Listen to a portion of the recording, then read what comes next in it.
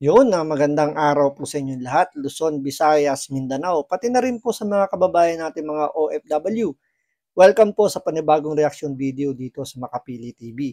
So, ang pag-uusapan po natin ngayon, yung nilabas na statement ni VP Sara tungkol dun sa paghingi ng relo ng isang kadete na as a graduation gift. So, ito yung magpapatunay na totoo yung kwentong inilabas ni VP Sara. Hindi yung kwento lang basta lang makagawa ng kwento para lang siraan or banatan yung presidente natin. So, ito yung magpapatunay na hindi to, kumbaga, may katotohanan lahat ng mga sinasabi ni VP Sara. Kasi, ah, makikita natin sa balitang nito na parang dinipensahan pa nila rito si Bongbong Marcos sa naging ano niya, ah, naging tugon niya dun sa hinihinging graduation gift nung kadete. So, panoorin po natin tong balitang ito. Kaya kung hindi ka pa nakasubscribe sa Makapili TV, pakipindot po muna yung subscribe button. At the same time, palike na rin po ng video. Wala naman pong bayad dyan. Kaya, pindot na. So, ito, panoorin po natin tong balitang to. Maraming kontrobersyal na pahayag si VP Sara Duterte sa kanyang press conference noong Biyernes at isa sa mga ito ay kwento umano tungkol po sa relo. Ayon kay VP Sara, hiniling daw ng isang graduate ang relo ng presidente bilang graduation gift. Ang sabi daw ng graduate, Mr. President, can I have your watch as a graduation gift? Nagalit daw si VP Sara sa sagot umano ng Pangulong Bongbong Marcos na why would I give you my watch? Mukhang ang nasabing insidente ay nangyari sa nakaraang graduation ng Philippine Military Academy. Sa mga nakapanood sa pahayag ni VP Sara, may mga nagtanong, bakit naman hindi binigay ng Pangulo ang kanyang relo sa nasabing kadete? Pero para naman sa iba, ang mas malaking tanong, bakit hihingi ng kadete ang relo ng kanyang Commander-in-Chief? Parang maliit lamang na issue pero labis itong kinagalit ni VP Sara na gusto raw niyang tanggalan ng ulo ang Pangulo. Nagtanong po kami sa mga opisyal ng AFP na graduate ng PMA kung merong gantong tradisyon sa PMA na baka lang hindi natin nalalaman. Ang sabi po nilang lahat, walang ganong tradisyon. Ang dagdag pa ng isa, baka biro lamang ito. Gayunpaman, kakaibang biro ito sa isang institusyon na malaki ang pagpapahalaga sa otoridad at sa chain of command. Sa karanasan kasi ng maraming reporter, ang tanging mahilig humingi ng iyong relo ay hold-upper o kaya ay Abu Sayyaf. Tingnan nyo kung paano nila i-twist yung kwento. Kasi kung titingnan nyo, hindi naman yung tradisyon, hindi naman yung paghingi ng relo, yung pinaka-issue rito. Ang pinaka-issue rito is yung ano yung naging, kung ano yung reaksyon, kung paano i-handle ni Bongbong Marcos yung ganong klaseng sitwasyon. Considering relo lang naman yan, di ba? So, sabi ko nga, pwede mo namang hindi ibigay yung relo dahil hindi naman tradisyon ng PMA na ang kadete humingi ng graduation gift sa presidente. Di ba? Totoo naman yung mga pinagsasabi rito na wala namang kanong klaseng tradisyon yung PMA.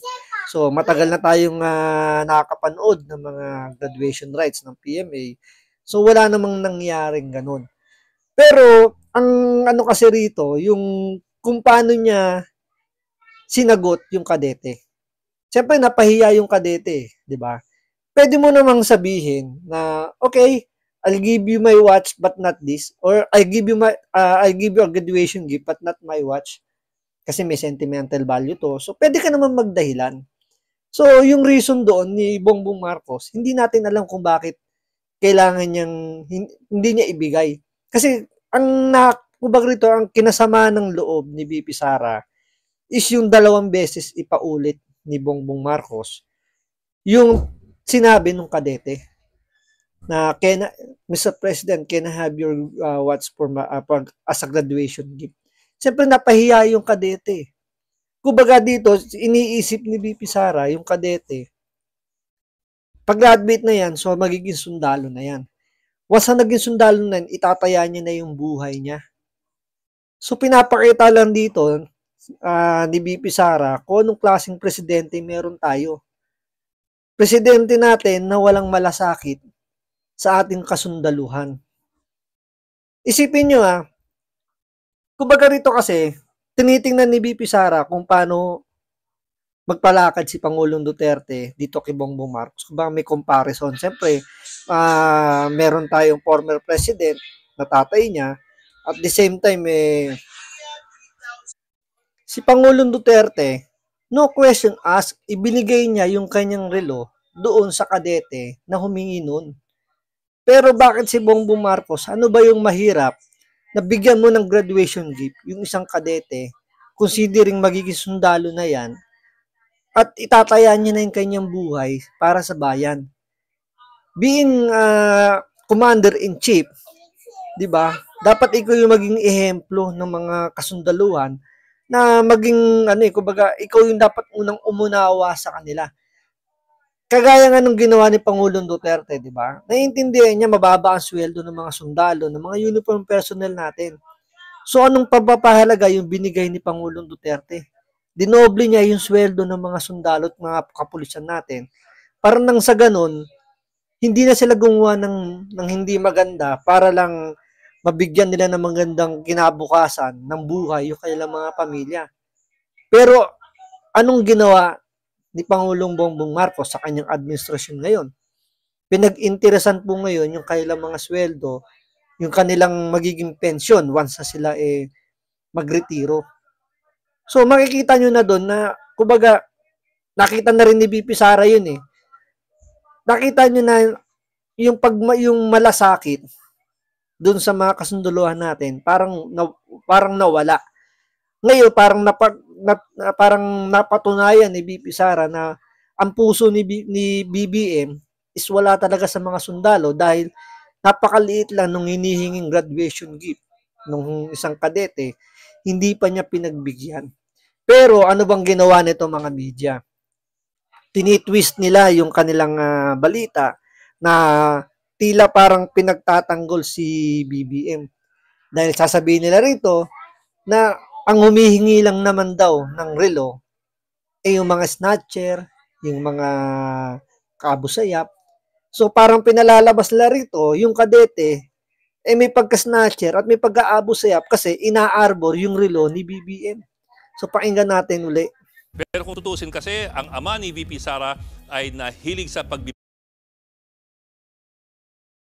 o kaya ay Abu Sayyaf. Pero kung tutusin kasi, ang ama ni VP Sara command. Sa karanasan kasi ng maraming reporter, ang tanging mahilig humingi ng iyong relo ay hold-upper o kaya ay Abu Sayyaf. Pero kung tutusin... Tingnan nyo? Sa karanasan daw ng mga media, ng mga reporter, ang nanghihingi lang daw ng relo, mga hold-upper at Abu Sayyaf. So parang pinalalabas na rito, yung kadete natin, may pagka-Abu Sayyaf at may pagka-hold-upper dahil hinihingi yung relo ni BBM. Pero hindi nila kinukuha yung konteksto ng bakit hindi ibinigay o yung naging reaksyon ni BBM doon sa sa pagtanggi niya doon sa pagbigay ng relo.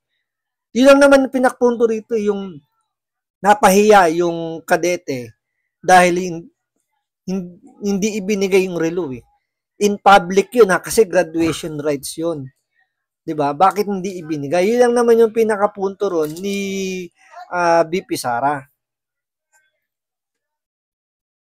Kasi ang ama ni VP Sara ay nahilig sa pagbibigay ng mga relo sa mga sundalo. Taong 2019, binigay ng Pangulong o ng dating Pangulong Duterte ang kanyang relo kay graduating cadet Alberto Hulakit dahil hiningi raw ito mula sa Pangulo. At nung Marawi Siege naman, binigay ni Pangulong Duterte ang kanyang relo sa isang sundalo. Ganon din ang ginawa niya sa pagbisita sa isang kampo sa Northern Samar noong taong 2018. Pero ang hindi po malinaw kung ano ang konteksto ng umunoy paghingi ng kadete ng relo mula sa Pangulong Bongbong Marcos. Bagay na ayon sa ilang PMA graduates na nakausap namin ay hindi nila iisiping gawin. Pero meron pang isa pang posibleng paliwanag ayon po sa isang retiradong opisyal ng Armed Forces of the Philippines. Pinag-uusapan daw kasi ito ngayon sa mga group chat ng mga PMA alumni. May bagong tradisyon daw na... Ito, tingnan nyo kung paano nila i-depensa rito si BBM tungkol dun sa sinabi na can I have your watch? So dito, mukhang nilaglag nila rito si BBM tungkol sa paliwanag nila doon sa hinihingi nung kadete. Tandaan nyo, relo lang ang hinihingi rito nung kadete. So pero mas mabigat yung naging explanation nila rito sa hinihingi nung kadete. So, isipin nyo tandaan nyo, kay Pangulong Duterte, dinoble niya yung sweldo ng mga sundalo ng kapulisan. So, ganun siya magbigay ng pagpapahalaga. Kay BBM, nung pumasok yung kanyang administrasyon, pinag-interesan yung pensyon ng mga magretirong pulis tsaka ng sundalo para kasi kumbaga ayaw na nilang bigyan ng mas malaking pensyon yung mga sundalo. So kung kinakailangan bigyan ng pensyon, is kailangan bawasan yung kanilang magiging sweldo para yun ay pantatapal doon sa magiging pension. Kumbaga hindi nakukuha sa national budget. Kumbaga yun ay magiging pondo ng mga uniform personnel natin para sa kanilang magiging pension. So, imbis na makuha nila ng buo yung take-home pay nila na sweldo na walang bawas, ibabawasan na yun para sa pension. So, ganun yung pagkakaiba ng pagmamalasakit ng former president at ng presidente ng ating ngayon na si BBM. Pero ito, sa nangyari dun sa relo, mas pinapakita rito na kung sino yung mas may malasakit sa mga kasundaluhan natin, sa mga uniform personnel natin. So, pakinggan po natin itong paliwanag nila. Sinisimulan ang mga batang kadete na hindi po tungkol sa literal na relo dahil tungkol daw ito sa ibang klaseng watch. Parang, can you watch my back? O bantayan mo ang aking likod.